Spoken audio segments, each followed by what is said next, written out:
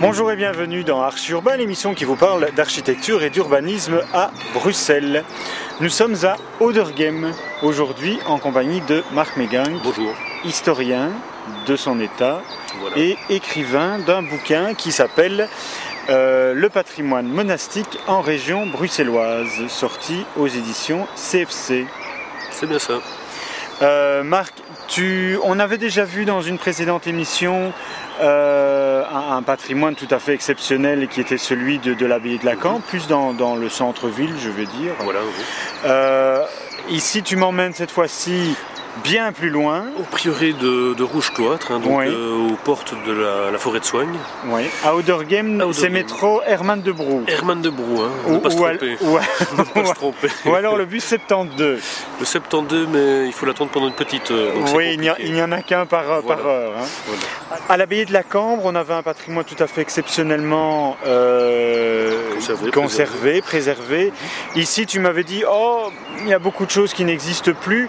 C'est vrai, mais je trouve que déjà on a une très très belle vue d'ensemble ici en prenant un peu de la hauteur. C'est vrai que comparativement à la Cambre, ce qu'on peut dire, c'est que les bâtiments strictement conventuels, donc l'église et le cloître, ont disparu. Donc c'est les bâtiments qui permettent de se représenter au mieux ce qu'est un monastère ne sont plus là. Mais on a encore le mur d'enceinte qui est long de 700 mètres. Oui, qui est en restauration. D'ailleurs, on voit des travaux ici qui sont en cours. Et donc, au milieu de ce mur d'enceinte sont conservés encore de nombreux bâtiments, comme la maison du prieur, la ferme, ou encore des restes de la cour d'honneur et de la porterie. Donc c'est vrai que c'est encore un ensemble bien conservé au port de la forêt de Soigne. Dans un domaine qui est tout à fait magnifique. Voilà, donc c'est un lieu de promenade dans la vallée du Rood Kloosterbeek, où il y a également pas mal d'étangs, donc des deux côtés des bâtiments subsistants où on pratique la pêche. Alors, qu'on comprenne bien, ce que l'on voit derrière moi ici, cette grande pelouse, c'était en fait le cloître. Voilà, donc le cloître a été démoli après la suppression du monastère définitive en 1796. Donc on a démoli les bâtiments subsistants pour réutiliser les matériaux à différentes fins. Et donc récemment, on a décidé d'évoquer ce cloître disparu par cette grande pelouse carrée qu'on voit derrière nous et par un système d'arbustes et de pierres que l'on voit autour de la pelouse. Le carré disparu est évoqué comme ça. Et on a la même chose, pour l'église. Ici pour l'église. L'église abbatiale. Qui est disparu à la même époque, et également pour d'autres bâtiments comme la brasserie ou l'infirmerie. Par contre, Marc, le bâtiment blanc ici où il est écrit abbaye, ça n'a rien à voir avec une abbaye?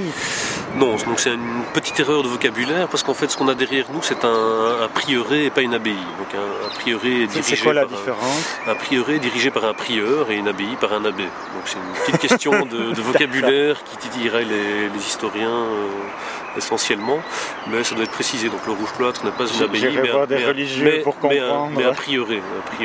Donc c'est un prieuré de chanoines augustins dont les origines remontent à la deuxième moitié du XIVe siècle. Donc à l'origine c'est un regroupement d'ermites qui sont venus s'installer dans la forêt de Soigne, donc pour vivre à l'écart du monde.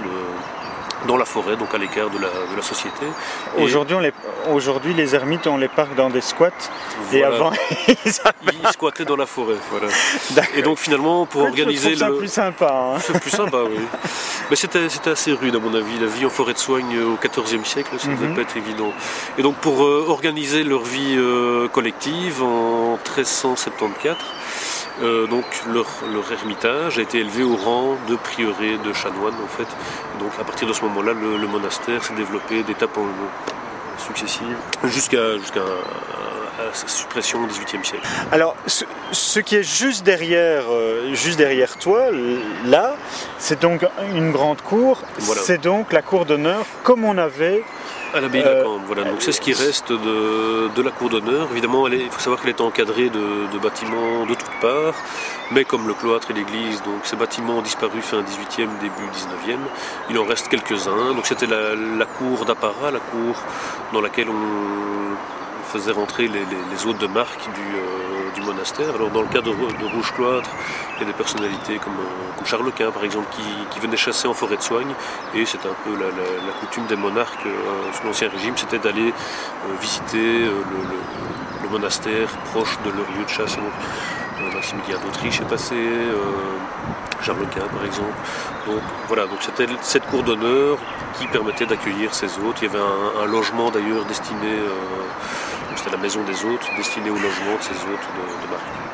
Alors pour terminer sur le domaine, ici on a un bâtiment arrière avec des arcades, et juste devant on a d'autres bâtiments. Ce qui est étonnant, c'est que le bâtiment arrière, il est d'origine, mais les autres pas. Oui, il y a eu plusieurs phases de reconstruction et de destruction au fil des siècles. Donc voilà, je sais qu'à la fin du 19e, des bâtiments sont venus se greffer à ce qui restait des bâtiments d'Ancien Régime, et c'est un peu le résultat qu'on a là. Et alors c'est quoi le bâtiment avec les arcades?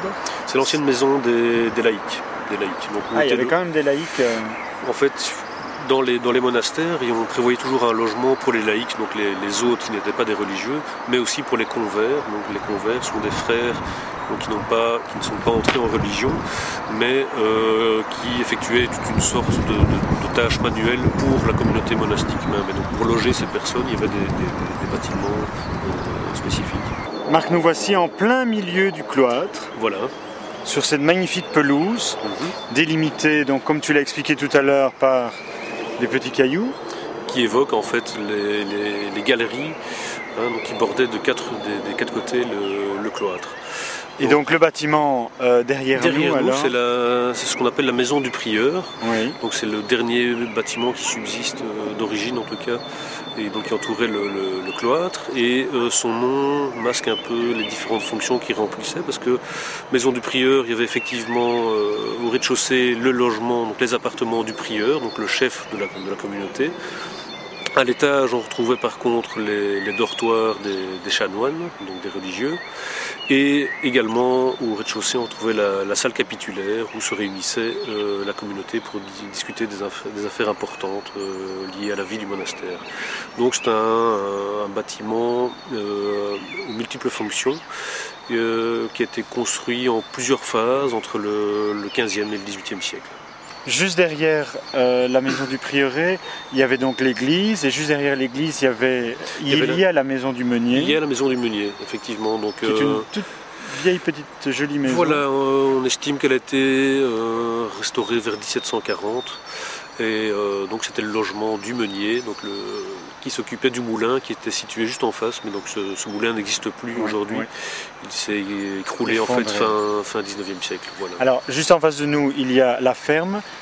C'est une part importante de l'activité du Rouge-Cloître à l'époque. On va aller voir ce que ça donne. On va aller voir ça. On va voir ça. Nous voici donc dans la ferme. On la voit. On a la fosse à purin, voilà. Et on a même le foin qui est là. Voilà. Alors Marc, juste devant nous, on a des étangs qui sont magnifiques et gigantesques aussi. Et donc ça, c'était une part importante également de leur activité parce qu'ils vivaient de la pêche. Voilà, donc ces viviers qui sont attestés dès le Moyen-Âge, donc dès le temps de la fondation, au XIVe siècle, ont été, jusqu'à la suppression du monastère, donc utilisés par les chanoines comme vivier en fait. Donc ils élevaient du poisson qu'ils pêchaient et qu'ils mangeaient. D'accord. Moi je propose que pour avoir plus d'informations et des images, on peut se référer au livre paru chez CFC. Oui, qu'on va montrer. Tu l'as. Donc voilà, ça c'est le livre Patrimoine monastique en région bruxelloise. Avec les photos de Xavier Claes. De Xavier Claes, effectivement, qui a pris les photographies, et toi tu as donc écrit les textes. Alors c'est pas le premier bouquin que tu écris, en fait, il y a quoi, une dizaine d'autres bouquins, je veux dire historiques. c'est comme ça qu'on peut dire? Oui, ou oui, comment... je collabore à une série, on peut faire un peu de publicité, qui s'appelle les Atlas du sous-sol archéologique de la région de Bruxelles. Oui, parce que tu t'es principalement intéressé à l'archéologie. Voilà, donc en fait c'est une sorte d'inventaire, donc c'est un inventaire du patrimoine archéologique bruxellois, commune par commune. Donc c'est en faisant cet inventaire que je suis tombé sur ce patrimoine monastique subsistant. Et tu t'es dit, je vais écrire un livre. Voilà.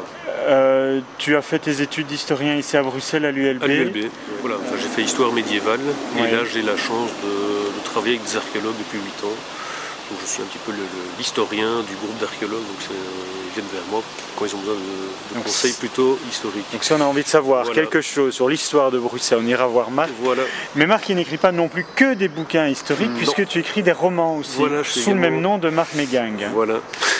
Et des romans qui parlent de quoi? C'est des romans contemporains, c'est pas du Donc tout ça des se, passe, romans historiques. ça se passe aujourd'hui, et donc ça traite voilà, de la vie quotidienne des trentenaires, un peu désabusés comme ça. Bon, alors je pense que ça doit être sa vie. On fera une autre émission là, si tu veux bien, Marc. On va se quitter ici. Je te remercie pour toutes ces Merci visites. à toi. Si tu as d'autres découvertes, n'hésite Bien pas sûr. à m'appeler et on fera d'autres émissions. Merci beaucoup et à bientôt dans Archi Urbain. Merci, Marc. Merci, au revoir.